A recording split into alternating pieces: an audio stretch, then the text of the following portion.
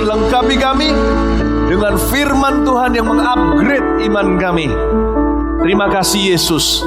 Jadikan tentara-tentara biasa jenderal-jenderal imanmu. Hari ini kami betul-betul membuka diri. Hati kami haus dan lapar lagi.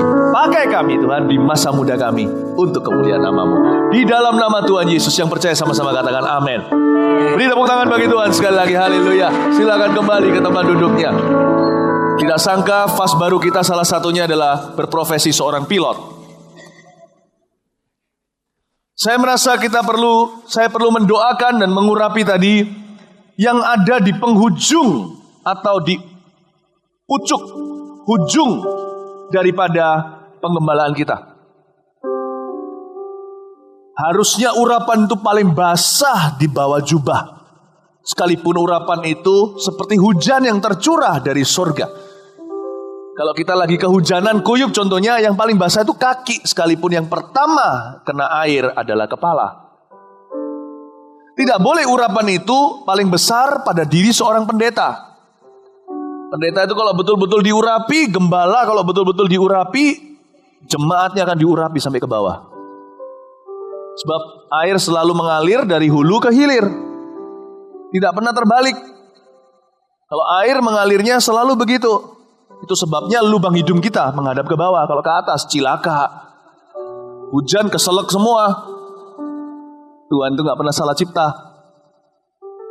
Setiap kita dipanggil jadi pembawa kebangunan rohani. Setiap kita gak peduli seberapa kurang berpengalaman, berapapun usia kita dipanggil seperti Yeremia. Menyampaikan pesan Tuhan pada dunia. Bukan hanya lewat kata-kata, tapi juga lewat perbuatan kita. Setiap kita adalah utusan-utusannya. Kalian harus bisa melihat begitu. Kalian bukan anak muda yang sia-sia, anak gampang. Kalian telah diselamatkan dari dunia agar jadi tidak serupa dengan mereka. Kalian dipanggil jadi serupa dengan Yesus dalam segala sesuatu. Tapi kok Philip, aku masih muda. Jangan berkata kau muda. Kepada siapa kau kusuruh, kau nabiku atas segala bangsa-bangsa. Kita semua punya misi dari Yesus. Kita semua diurapi basah kuyup dengan minyak sorgawi sejak muda untuk menjadi penjala manusia. Saya mulai dipakai Tuhan untuk memenangkan jiwa sejak saya hari pertama bertobat.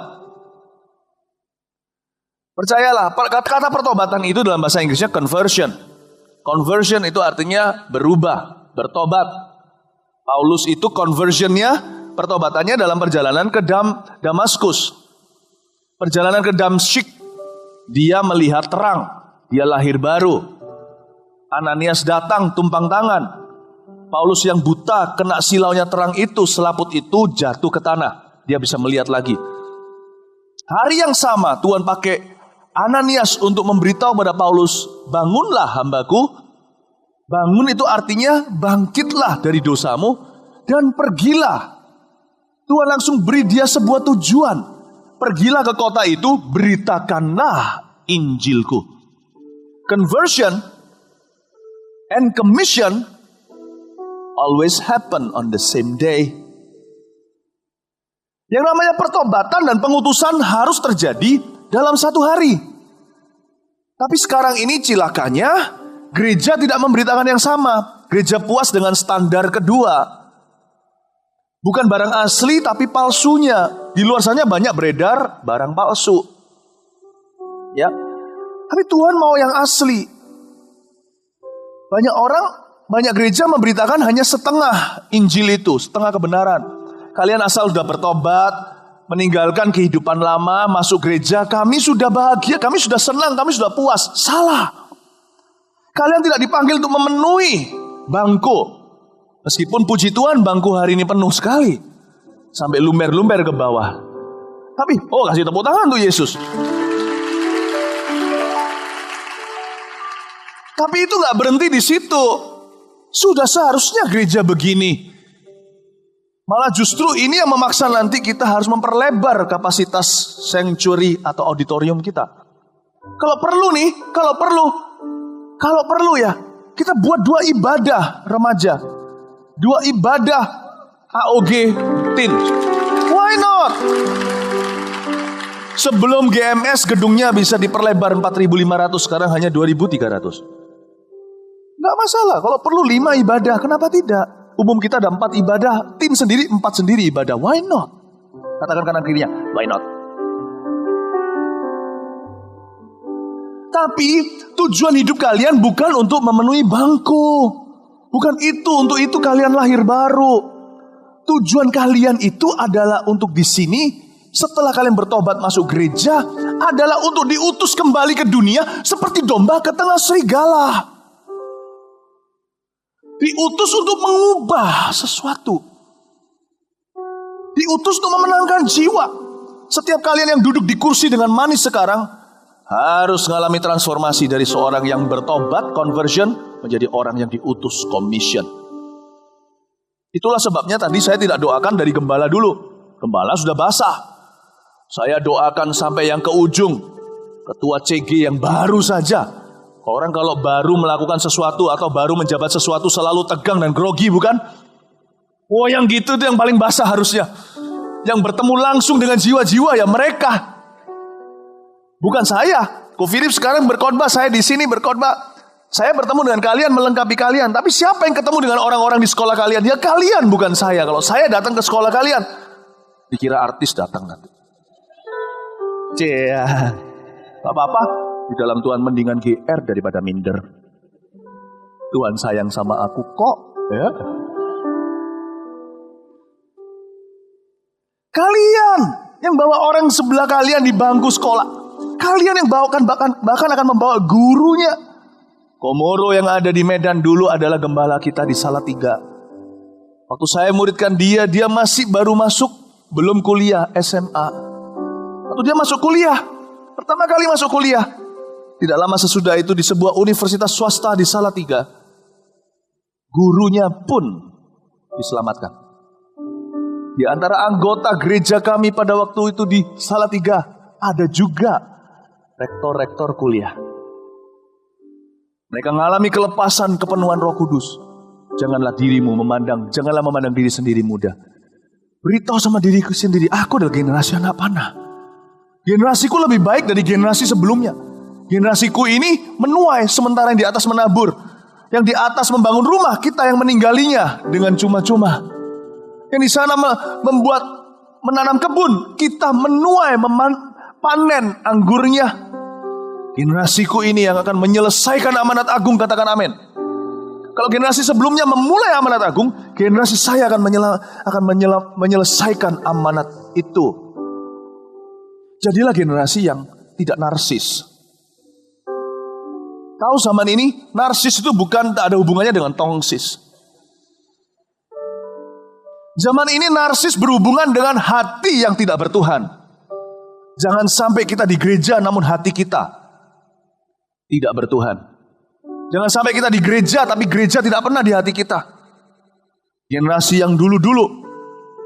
Setiap kali saya pada waktu sekolah di Kanada dulu, saya lulus, saya menunggu untuk pulang ke Indonesia. Saya magang dulu di sana, volunteer sebagai sukarela membantu gembala saya yang ada di Vancouver, Kanada. Hati saya rindu melihat kebangunan rohani sebab orang-orang sana tidak meresponi. Saya tahu saya dipanggil pulang ke tanah air, ke negeri sendiri. Sempat saya nyalain sebuah video. Video itu adalah sebuah konser musik oleh Carmen. Kalian mungkin tidak kenal. Yang menciptakan atau menyanyi lagu There's a River That Flows. Tell me who's in the house. JC, tell me who's in the house. JC, Jesus Christ is in the house today. Gitu-gitu, nggak tahu lagunya kan? Ya. Tahu lagu ini yang I feel Jesus, I feel Jesus, I feel Jesus in this place. Because yes, my soul does burn within me. I feel Jesus in this place. Itu satu album, dia nyanyi, nge-rap country, ya kan? Dan dia membuat drama kreatif. Ini orang luar biasa. Luar biasa, dia dari generasi yang lebih tua. Dia jauh lebih tua dari saya. Sekarang dia bukan lagi muda. Tapi luar biasa, waktu saya lihat dia ngadain itu keren banget. Itu zaman itu untuk anak-anak muda, ya itu zamannya. Itu stage-nya itu revolusioner sekali. Di gereja bisa ada begitu. Lighting-nya sementara dulu cuman cuman organ. Ini sudah pakai drum semuanya, udah pakai tari-tarian. Itu revolusi saat itu. Itu stage-nya di tengah. Jadi dia sambil nari-nari gitu, sambil bisa lihat kanan kiri. Wah, luar biasa saya lihat. Tapi bukan saya terpengaruh dengan kerennya. Saya melihat jiwa-jiwa di stadion itu. Mata saya terus mengikuti bola mata saya ke kanan kiri sesuai dengan yang ditampilkan di layar di depan saya. Kemana ditangkap jiwa-jiwa? Hati saya bergetar luar biasa. Lalu terakhir dia nyanyi gini. I feel Jesus. Ya pura-pura jadi Carmen, ikuti saya. I feel Jesus. I feel Jesus. In this place. Suaranya vibrasinya lebih dari saya. Yes, my soul does. Dia kalau nyanyi gitu, saya gak bisa. Burn within me. I feel Jesus in this place. Lalu dia membuat altar call. Yang sekarang ini jadi nama keren itu kita ngerti. Baru di gereja, orang Surabaya bilang, oh foto itu altar call. Waktu kita datang ke gereja berapa kali, kita baru ngerti altar call itu artinya sang pendeta, atau sang pengkhotbah, atau sang gembala, atau sang penginjil memanggil jiwa-jiwa untuk mengakui Yesus di depan umum. Maju ke depan, terima Yesus. Saya lihat itu altar call terjadi. Wow, biasanya kalau altar call orang maju, sekarang si Anita yang ke belakang. Enggak. Hai Anita ya.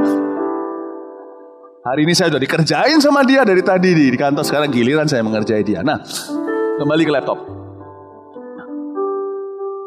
Waktu saya lihat altar call itu maju. My God. Ribuan orang dari kanan kiri maju. Anak-anak muda semua. Tapi kalau sekarang kita nonton video itu sudah. Resolusinya gak sebagus yang hari ini. HD sekarang. Itu kayak masih buram-buram dibanding saya. Saya lihat itu cukup jelas sukacita sorga sekalipun secara teknologi nggak seberapa. Maju ke depan. Yes, my soul does. Orang itu maju dari sini sambil angkat tangan. Burn within me. Dari sana I feel Jesus in this place. Dari atas, yes, my soul does. Orang maju berbondong-bondong. Burn within me. I feel Jesus in this place. It caught my attention. Menangkap perhatian saya. Melihat wajah-wajah ribuan jumlahnya. Dengan berlinang air mata maju meresponi suara Allah mereka. Tapi yang membuat saya jauh lebih tertarik lagi adalah kalau mereka maju ke depan menangis terima Yesus itu sudah biasa. Karena memang mereka terjamah. Mereka sadar akan dosa mereka, insyaf. Roh Kudus masuk ke dalam hati mereka. Tapi yang membuat saya jauh lebih tercengang. Ternyata tanpa disengaja kamera menangkap wajah orang-orang di audience. Yang tidak perlu maju. Bukan karena mereka menolak maju. Karena mereka sudah diselamatkan. Saya yakin itu pasti mereka yang bawa jiwa-jiwa ini. Ketika maju orang-orang itu. Mereka ikut menangis. Saya melihat di kamera itu ada bapak-bapak, ibu-ibu yang sambil menangis. Ada yang sesenggukan sambil pakai sapu tangan begitu. Ada yang gigit jarinya.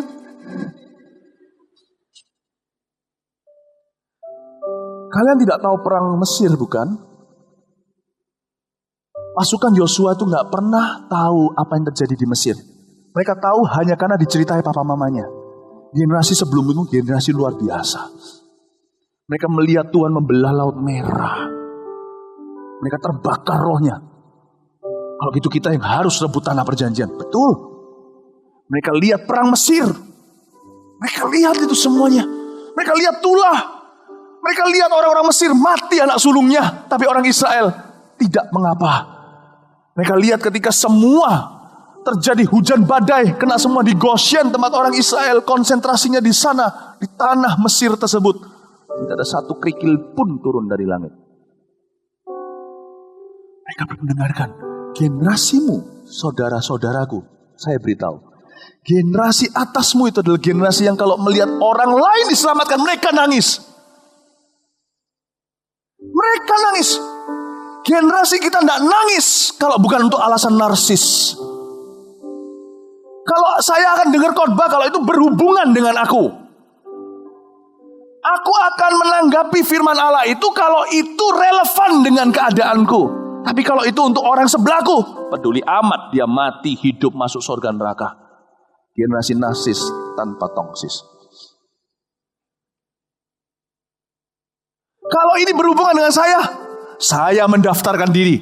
Tapi kalau ini untuk penginjilan dunia, kalau ini untuk memenangkan generasiku, aku tidak peduli sama teman-temanku. Kita cuma mau ngafe saja kok. Papanya mau sakit, stroke, mati, kayak bangkrut, cerai orang tuanya, gua nggak peduli. Fair weather friends. Tahu fair weather friends? Kawan hanya di suasana situasi iklim cerah.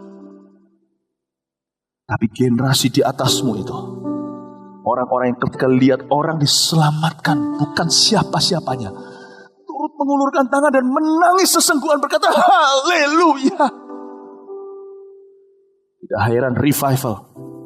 Zamanku adalah revival yang besar. Saya tantang di zamanmu revivalnya bisa lebih besar dari revival kami atau tidak. Tergantung apakah ini generasi narsis atau anak panah. Jawab saya, narsis atau anak panah? Tanya kanan kirinya. Kita narsis atau anak panah?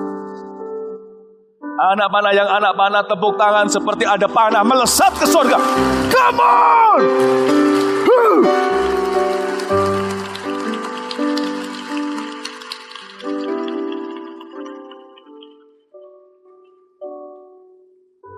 Saya lahir baru 92.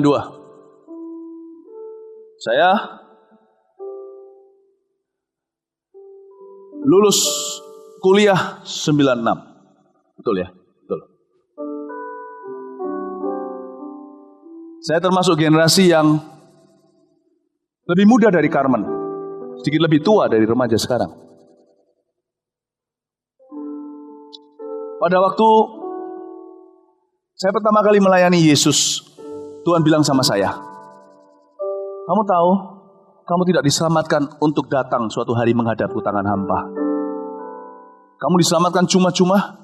Kalau kamu mengerti dan memahami hal itu, kamu akan ingin sekali memberi dengan cuma-cuma. Gak mungkin ada seorang pengemis yang kelaparan, mestinya mati dikasih roti, dia hidup kembali.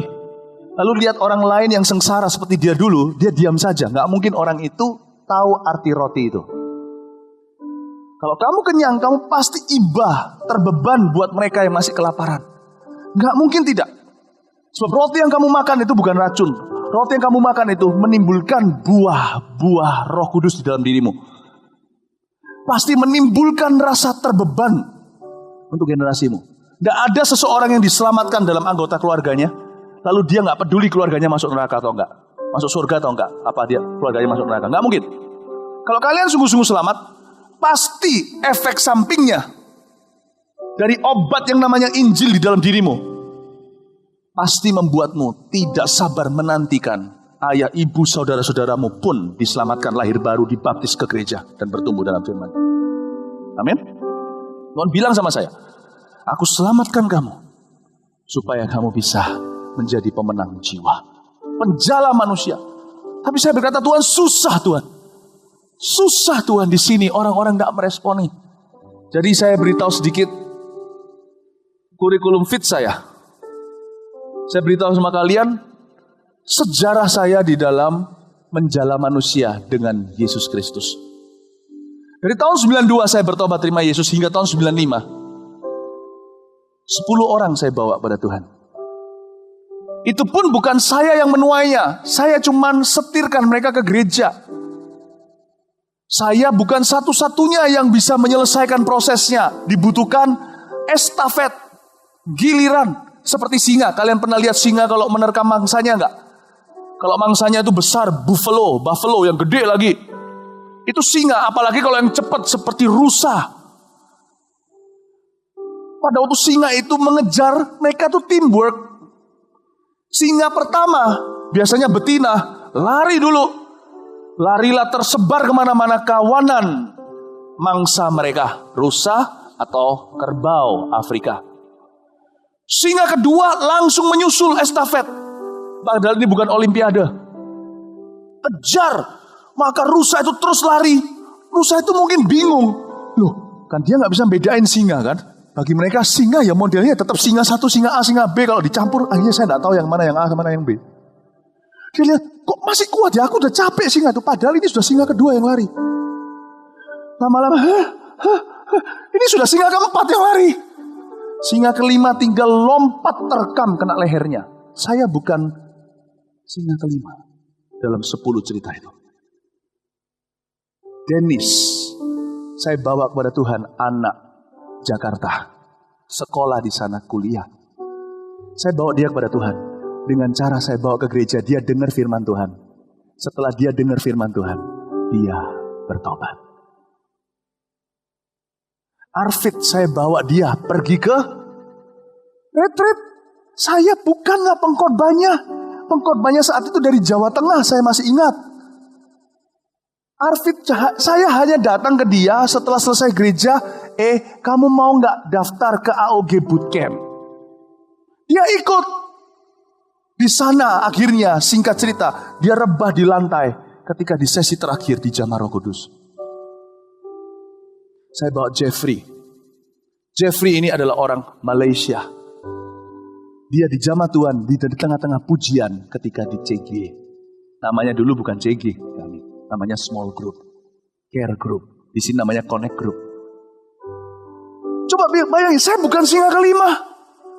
Saya singa pertama. Yang mengambil inisiatif untuk membubarkan kawanan itu dan menargetkan 1. 3 tahun 10. Setiap tahun 3,3 orang. Nginjilin 4 orang, 1 gak jadi gitulah ya. Akhirnya yang 1 itu menyusul di tahun ketiga. 3 tahun saya bawa 10. Itu sama dengan saya berusaha setengah mati, gak pernah bolong-bolong seperti saat teduh. Jangan hanya saat teduh gak pernah bolong, penginjilan gak boleh bolong. Penginjilan itu tanggung jawab pribadi. Pernah gak kita itu berhenti bernafas? Kalau kita gak pernah berhenti bertobat, jangan berhenti menginjil. Karena pertobatan dan penginjilan pengutusan itu 1 hari. Jangan pernah kita itu bolong-bolong. Saya gak bolong tiap minggu. Ke gereja itu selalu mau ngajak seseorang. Itu hanya dapat 3 per tahun. 3 tahun, tahun 95 jadi 10. Jangan kagum dengan kata 10. 3 tahun bro. Itu gak besar. Siapa bilang Philip Mantova langsung diurapi sebagai seorang penginjil luar biasa? Tidak. Pelan-pelan 1 ditambah 1. Gitu loh penginjilan saya dulu. Sama dengan 2 ditambah 2. Kan tahun itu 3 kan. Malah gugur yang pertama. 3 ditambah 3. Tak terasa 2 tahun sudah. Cuma 2 tahun. Lalu habis itu tahun ketiga saya dapat 4. Tapi saya tahu satu hal. Saya tidak pernah ingkar. Bukan saya hebat. Komitmen is komitmen. Kalian suka tidak suka, kalian belajar PR harus selesai. Cuman masalahnya kalau di dunia bisa gak naik kelas. Kalau di sorgawi, di kerajaannya gak naik kelas, gak kelihatan. Karena itu rohani. Jangan bolong-bolong, saudara-saudaraku. Amin. Tahun 95 Tuhan langsung kasih saya bonus. Dari 10 dalam waktu 1 minggu saya bawa 30. Dan semuanya entah marganya Mantova atau bukan marganya sama karena saudara dari mama saya, keluarga besar saya 30 orang terima Yesus dalam 1 minggu, termasuk ayah saya. Tahun 95. Ini yang saya sebut dengan snowball effect atau efek bola salju. Pertama kalau ketika berguling dia hanya kecil. Tapi kalau sudah lama jadi avalanche. Tahu avalanche? Avalanche itu loh. C itu loh. Itu yang menggulung, itu bisa membuat mati semua orang-orang yang lagi main ski. Ya. Nah, jadi kayak begitu. Saya mau beritahu, saya nggak nyangka tahun 95 kasih bonus kayak begitu. 30 dan semua keluarga saya itu mimpi dapat apa? Wow, dari 95 ke tahun 95 sampai ke 98 saya pulang Indonesia. Tuhan izinkan saya satu persatu bawa jiwa-jiwa ke dalam gereja Mawar Sharon. Belum saya khotbah. Saya belum khotbah di sini. Saya datang hanya sebagai jemaat biasa karena pelayanan saya di Jawa Tengah. Nah, 300 pembantu rumah tangga terima Yesus dalam 1 tahun, 98. Satu-satu tuh saya dengan mama saya. Pertama pembantu rumah tangga kami sendiri, lalu pembantu rumah tangga ya teman-teman keluarga saya. Tenaga kerja Tuhan satu-satu 300 satu persatu. Tante Giok yang dibawa biasanya jaga, itu yang tahu ceritanya. Lihat ya, menjadi penjala manusia itu proses. Progresif. Tapi jangan bolong-bolong, karena Tuhan mau memberimu multiplikasi. Semakin kita sering melakukannya, semakin kita dekat dengan maturity.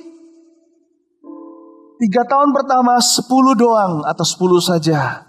Dalam 1 minggu tahun 95 30, tahun 98 300. Dan berikutnya Tuhan bawa saya kepada avalanche demi avalanche. Urapan itu harus dikerjakan. Keselamatan itu dikerjakan bukan supaya kita lebih selamat masuk surga, bukan. Tapi supaya buah menghasilkan buah. Amin, saudara-saudara. Amin. Ayo saya ajak kita untuk tidak pernah bolong-bolong. Nginjil itu tidak susah. Saya akan sampaikan besok jam 1. Dari besok jam 1 saya akan lanjut. Sebenarnya ini ada seri lanjutannya. Kalau kalian bisa datang baik. Kalau nggak bisa, kalau datang, waduh ya apa ya. Nggak apa-apa, bisa berdiri semua di jalan nanti. Besok juga pasti penuh. Tapi pokoknya intinya, besok saya akan sampaikan soal Filipus. Saya akan masuk ke dalam teknisnya. Penginjilan-penginjilan contohnya. Saya akan ajarkan beberapa langkah-langkah untuk menuntun seseorang secara pribadi pada Yesus. Saya kasih bocoran. Salah satu cara yang awal adalah menjawab pertanyaan mereka. Tidak bertanya sesat di jalan kata dunia. Kata kerajaan sorga, tidak bertanya. Kalau Anda tidak bertanya, kalau Anda tidak perhatikan pertanyaan mereka, Anda tidak bisa jadi jawaban. Pertanyaan hati setiap orang itu adalah pintu masuk Roh Kudus untuk mengerjakan sesuatu dalam diri mereka. Besok saya akan ajari langsung dari cerita tentang Filipus dan sida-sida Ethiopia. Saya akan ajari bagaimana caranya menuntun satu orang dari nol sampai kepada Tuhan. Dan ini bukan dari teori, saya bukan belajar dari sekolah teologi, saya belajar langsung dari 10 tambah 30 tambah 300 340 itu. Satu persatu muncullah mutiara besok saya akan bagikan. Semoga akan jadi sesuatu. Kalian tidak belajar wushu dari seseorang yang belajar dari teori. Kalian belajar dari seseorang yang sampai sekarang masih pegang pedang. Semoga akan jadi berkat besok. Kalau kalian tidak bisa datang besok, atau nggak mungkin bisa masuk, kalian bisa pastikan dengarkan CD-nya. Ya, bisa dapatkan nanti di bawah. Nggak tahu gimana caranya, atau bisa diajarkan nanti. Nggak tahu caranya gimana, diturunkan lewat pengajaran lewat di CG. Amin. Tapi sekarang saya kasih contoh aja, cara pakai ayat itu gampang sederhana. Coba sekarang saya tunjukkan beberapa ayat yang saya siapkan ya. Waktu di Taiwan kemarin, saya sampaikan waktu itu di Taiwan ya, 2 malam.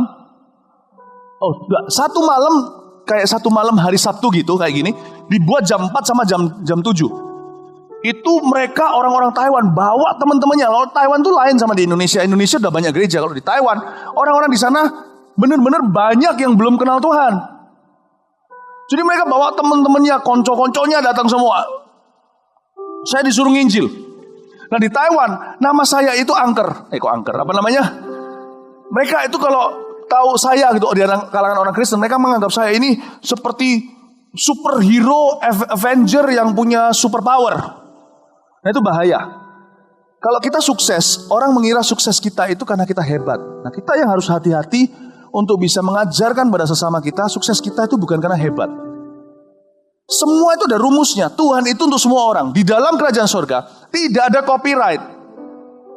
Gak ada yang bisa berkata, aku bisa bawa 340 jiwa, 100.000 orang itu karena aku adalah aku. Yang bisa bilang aku adalah aku hanya Tuhan. Itu adalah title-nya atau gelarnya Tuhan. I am who I am. Selain Tuhan, kita semua adalah manusia biasa, punya rumusnya, dan bisa tular menular. Bisa saling menularkan. Jadi gak ada yang namanya karunia itu eksklusif. Di dalam kerajaan surga tidak ada yang namanya copyright, yang ada hanyalah right to copy. Berarti right to copy? Berhak untuk mengcopy. Kalau copyright, ini adalah hakku. Tidak boleh seorang pun mengcopy. Ya. Jadi, saya kalau di Taiwan dianggap orang punya superpower. Jadi saya belajar dari Paulus, untuk memuliakan Tuhan lebih dan berguna bagi orang lain, saya harus bermegah dalam kelemahan saya. Saya kalau khotbah biasanya kan demonstratif, orang mengharapkan mujizat terjadi, dan kalau mujizat terjadi bilang, oh Philip Mantova hebat. Nah ini saya mau patahkan, karena ini salah sekali, sangat salah. Celaka, kalau kita dipakai Tuhan, nah hati-hati. Banyak keberadaan kita dipakai Tuhan, bisa jadi kutuk bagi orang-orang di bawah kita yang mengira dia memang orang hebat. Jadi mereka tidak pernah diangkat. Saya beritahu ya, karunia itu bisa ditiru. Bisa. Karena itu saya ngambil keputusan, khotbah saya hari itu tak buat seboring-boringnya, semembosankan. Biasanya saya akrobat, di sana saya cuma di tempat begini, kayak disetrap. Semua orang sudah menduga, memprediksi ini pasti menjadi penginjilan gagal. Khotbah saya biasanya seperti ini sekarang mengalir, sampai sekarang masih belum buka ayat kan? Kalian mikir ini nanti ayatnya mana? Saya juga mikir, tahu nggak ini nanti ayatnya kemana? Kalian kira kalian tahu yang mikir, tapi saya yakin nanti ujung keluar ayatnya. Ini semuanya ilustrasi terakhir gong di satu ayat itu, kalian kan ingat itu merema selama-lamanya.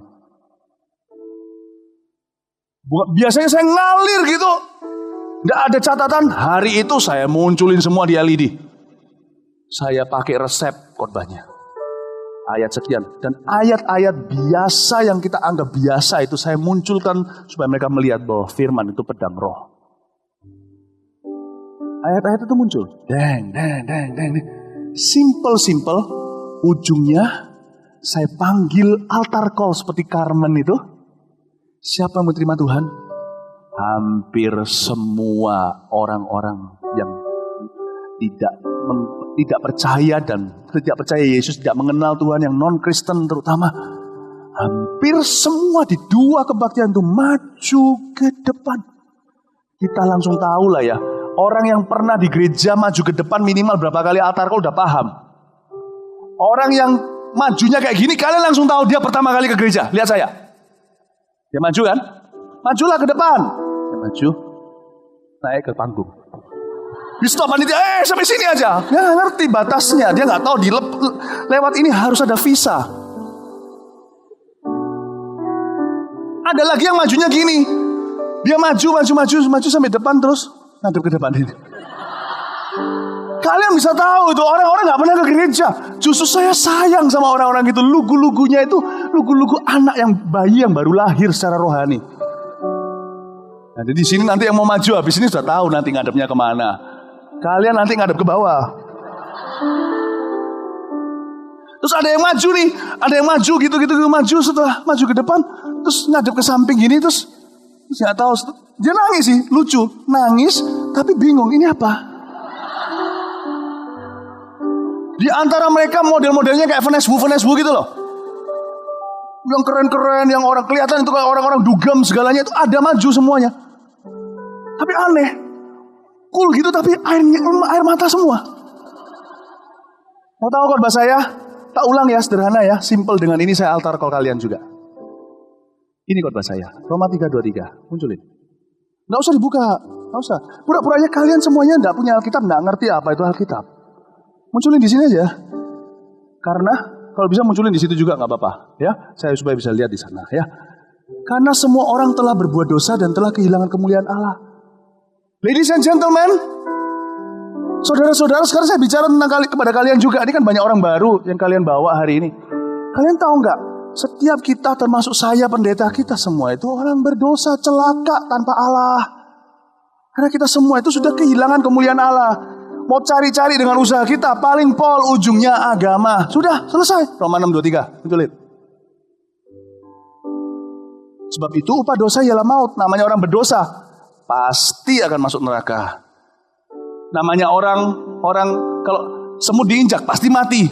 Kita semua pasti ujungnya adalah maut. Tapi karunia Allah, kalian mau karunia Allah nggak? Gampang sekali.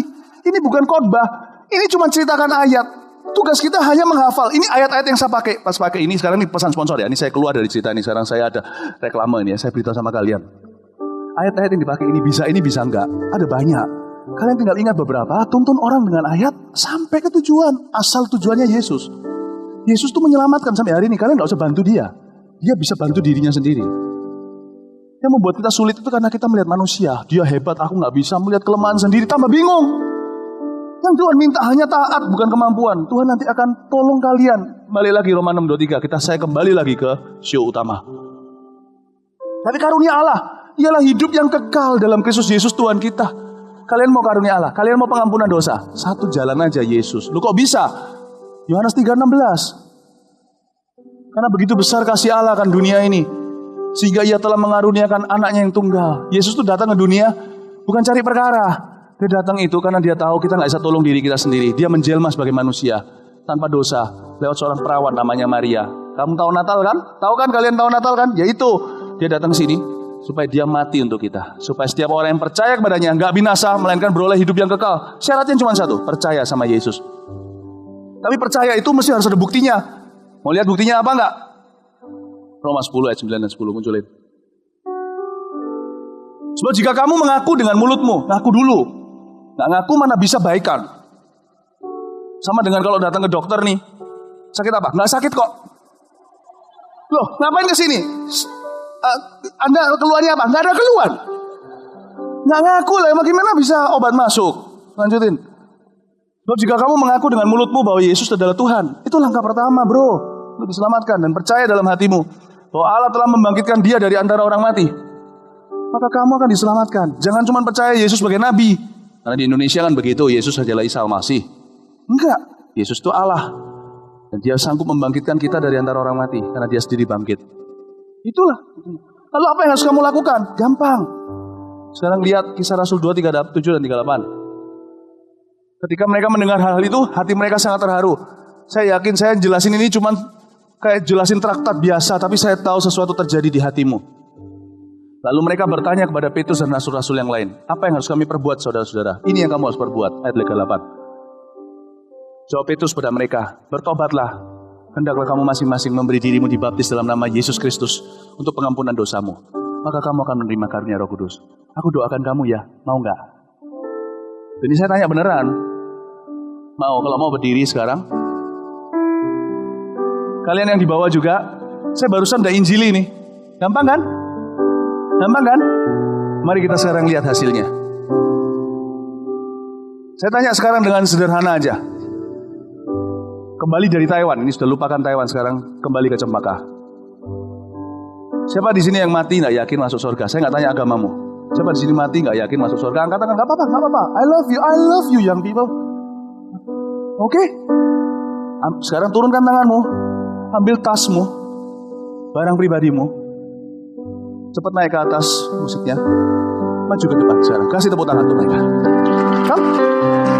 Bagi, lah tahu nyanyi lagu apa? Nyanyi, sing one song, come on. Mu Tuhan, come. See, so easy. Pujian, come on. Hari beri tepuk tangan untuk mereka, jangan berhenti. Kemuliaan, gini aja sambil nyanyi tepuk tangannya. Tiada ternilai salibmu Tuhan, sungguh berharga. Bagimu Tuhan segala. Ayo tepuk tangannya lebih keras. Jadi generasi yang turut menyoraki ketika teman orang generasinya menerima Tuhan. Semua teman yang keras. Tiada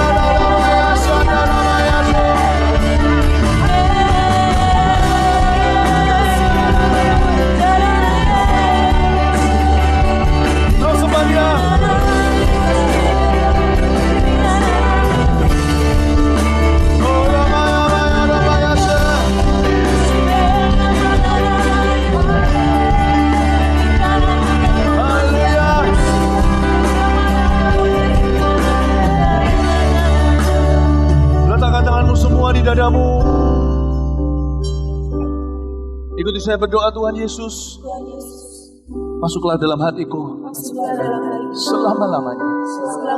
Aku anakmu. Saya percaya, mengaku dengan mulutku, Kaulah Tuhan dan Rajaku. Kau mati bagi dosa-dosaku, Kau bangkit pada hari ketiga. Jadikan aku anakmu, generasi anak panah. Pakai aku di hari aku lahir baru. Hari ini juga Kau mengutus aku kepada generasiku bagi keselamatan mereka. Dalam nama Yesus, Tuhan, Kau ada di dalam hidupku. Kau ada di dalam hatiku. I feel Jesus. I feel Jesus. I feel Jesus in this place.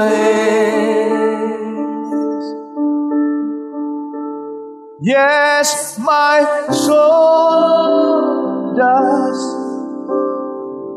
burn within me. I feel Jesus in this place. I feel Jesus. I feel Jesus. Sama-sama katakan, I feel Jesus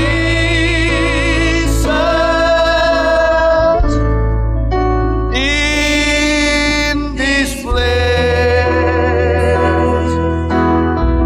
Katakan, yes, my soul does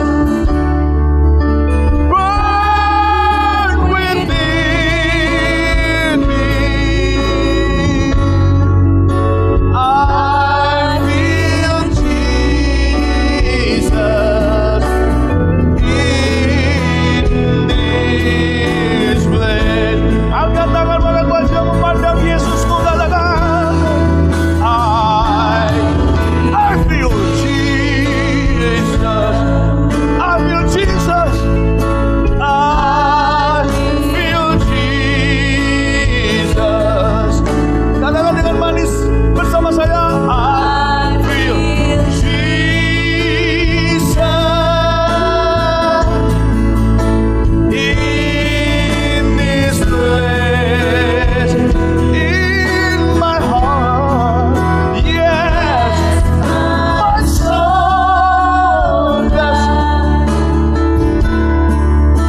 burn within me. I feel Jesus